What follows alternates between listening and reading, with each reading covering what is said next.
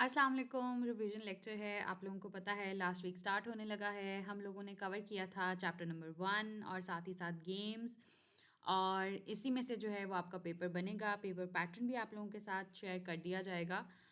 इसके साथ साथ मैं आप लोगों के साथ जो है ये वाली स्लाइड्स भी अभी थोड़ी देर में शेयर कर देती हूँ। इसमें आपके पास एक लिंक गिवन है फॉर योर प्रेपरेशन, अगर आप करना चाहें फॉर योर मिड टर्म। ये एक लिंक है। इस लिंक का टूर मैंने एक और वीडियो में भी करवाया हुआ है। उसमें आपके पास जो है ना, यहाँ पे बहुत सारी गेम्स हैं, आप इनमें से कोई एक खेल सकते हैं। एंड द सीक्रेट इज़ के यहीं से आपकी गेम जो है वो मिड टर्म के लिए भी चूज़ की गई है। सही हो गया। यहाँ से जो है ना वो आप प्रैक्टिस कर सकते हैं। आप लोगों के पास टाइम होगा, आप लोगों ने सिर्फ चैप्टर नंबर 1 तैयार करना है और उसके साथ साथ आप यहाँ पे गेम्स खेल भी सकते हैं। खेलने का फ़ायदा ये होगा, देयर इज़ अ पॉसिबिलिटी कि आप लोग जो है वो ऐसे ही इस वेबसाइट का टूर लेते लेते वो वाली गेम भी एक्सीडेंटली खेल जाएं जो कि आपके पेपर में आनी है। और ये भी हो सकता है कि आप उस गेम तक ना भी पहुँचें, कम से कम आपकी इतनी प्रैक्टिस हो गई हो कि एकदम से रूल्स को देख के गेम्स कैसे खेलनी है आपको समझ आ जाए। अच्छा, नॉर्मली मैं आपको अपने पेपर का पहले ही पैटर्न बता देती हूँ। मैं गेम्स वाली पार्ट की एक्चुअली से बात कर रही हूँ। असाइनमेंट वाला पार्ट जो है वो हम नेक्स्ट वीक में डिस्कस करेंगे, नेक्स्ट वीक की रिवीजन में डिस्कस करेंगे। मैं यहाँ पे आप लोगों को ये बात भी बता दूँ कि गेम्स जो है ना आपके पास गेम्स वाला जो पार्ट है इस वक्त आप लोगों के पास, उसमें हमेशा ऐसे होता है कि आपको रूल्स बताए जाते हैं, रूल सेट बताया जाता है और कुछ थोड़ी प्रॉपर्टीज़ बताई जाती हैं गेम की। ग्रिड किस किस्म का है, कितने बॉक्सेस हैं, इस तरह की सारी चीज़, मतलब उसकी सारी डेफिनेशन, और फिर आपको बताया जाता है कि आपने इसको कैसे खेलना है। और साथ ही साथ ये होगा कि मिड टर्म में आप लोगों को एक सैम्पल गिवन होगा कि इसका सोल्यूशन तो ये है। फॉर एग्जांपल अगर हम 1 to 25 की बात करें तो देखें यहाँ पे इसी तरह से कुछ होगा। मतलब ये गेम नहीं आएगी, अब तो ऑब्वियसली नहीं आएगी क्योंकि ये आपके रिवीजन लेक्चर का पार्ट है, but this is a good game for practice. हो सकता है कुछ इससे मिलता जुलता या ना हो। तो ये जैसे आपके पास है 1 to 25 और ये आप लोगों के पास गेम के रूल्स हैं, ये आपके पास एक लेआउट है। फिर भी अगर आपको समझ नहीं आ रही हाउ टू प्ले, तो ये देखें उसने ये भी बताया हुआ है कि ये गेम थी और इस गेम का ये सोल्यूशन है।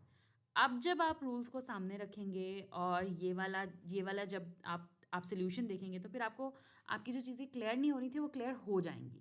इसी तरह से होगा कि आप लोगों को एक आधी गेम जो है वो गिवन होगी और उसमें जो है ना आप लोगों को बताया जाएगा कि ये गेम थी और ये इसका सॉल्व्ड वर्जन है, और आप लोगों से दूसरी गेम जो है वो सॉल्व करने के लिए कहा जाएगा।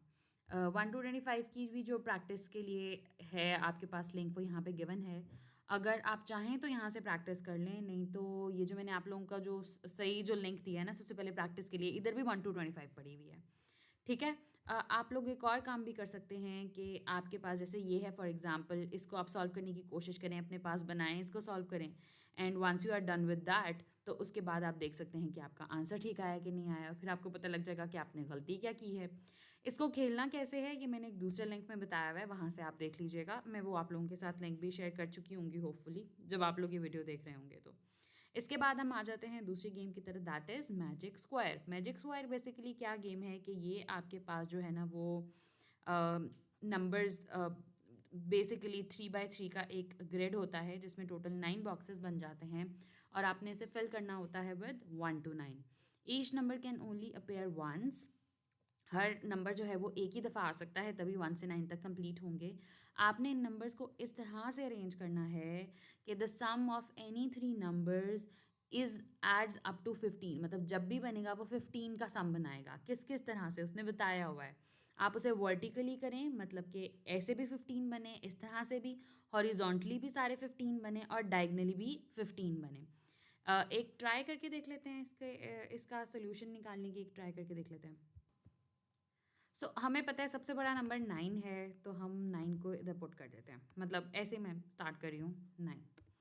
अब 9 के साथ हम ऐसा करते हैं कि 1 को साथ पेयर अप कर देते हैं। वही बात है कि अभी हम बस वैसे ही कर रहे हैं, 1 को हम पेयर अप कर देते हैं। अ, अच्छा, अगली बार से ना मैं पहले पॉज करके वीडियो फिर लिख दूँगी और उसके बाद यहाँ पे हमने बना दिया, यहाँ पे 1 को यूज़ कर लिया ना, 1 आ गया, 9 और 1 10 हो गया। अब इसके साथ हम 5 को इस्तेमाल कर लेते हैं। अभी तक हमें कोई मसला नहीं है कि हम कौन सा नंबर इस्तेमाल करें, कौन सा ना करें। आप इस वीडियो को यहाँ पे पॉज़ करके अपना खुद का भी जो है ना वो सोल्यूशन निकाल के और सीधा सोल्यूशन पे जंप भी कर सकते हैं। 9 1 और 5 आ गया आपके पास, ठीक है। अब 9 1 5 बनाता है। अच्छा, एक 8 के साथ ऐसा करते हैं, हम 8 के साथ 2 का पेयर अब नहीं बना सकते क्योंकि 8 और 2 10 हो जाएगा और 10 के साथ हमें 5 चाहिए होगा। हम ऐसा करते हैं, 8 का 1 के साथ भी पेयर नहीं बना सकते क्योंकि 1 भी ऑलरेडी एग्जिस्ट करता है और 5 भी ऑलरेडी। हम ऐसा करते हैं, 8 का 3 के साथ पेयर बनाते हैं, 8 और 3 11 और 4 जो है ना वो 15। तो 8 3 और 4 का पेयर बनाते हैं। लेकिन अब मैं 8 इधर नहीं लिखती हूँ, क्यों? 8 से इसलिए स्टार्ट नहीं करूँगी क्योंकि मुझे ऑलरेडी पता है कि यहाँ पे आपको बड़ा नंबर अगर आ गया तो 9 और 8 पे ऑलरेडी 17 हो जाएंगे, तो ये वाला 15 भी तो पूरा करना है ना। भले से मैं रोज़ को कंप्लीट कर रही हूँ लेकिन साथ ही साथ मैं इतनी चीज़ भी इस्तेमाल करूँगी। अच्छा, मैं ऐसा करती हूँ कि 8 को ना कहीं इधर सेट कर देती हूँ, इधर, इसलिए कि सबसे छोटी वैल्यू 1, तो 1 के साथ इसलिए पेयर अप कर रही हूँ कि मुझे वो मिल जाएगी, थोड़ी आसानी हो जाएगी फिर ये वाली रो फिल करने में, मतलब चूँकि यहाँ पे थोड़ा बड़ा नंबर भी आ सकेगा।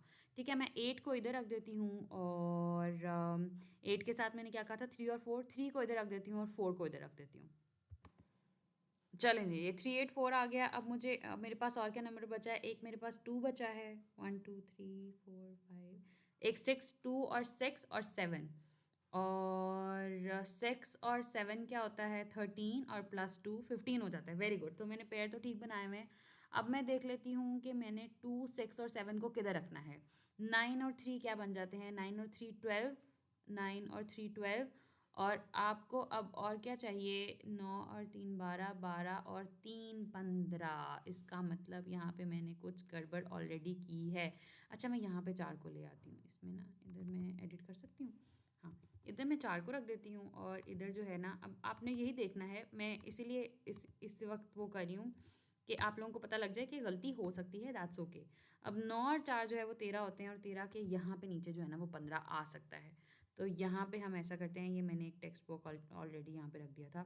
यहाँ पे मैं क्या करती हूँ, इसे मैं फिल कर देती हूँ वैद 9 और 4 13 और 2 15, और हम लोगों के पास ये वैल्यू मिसिंग भी थी।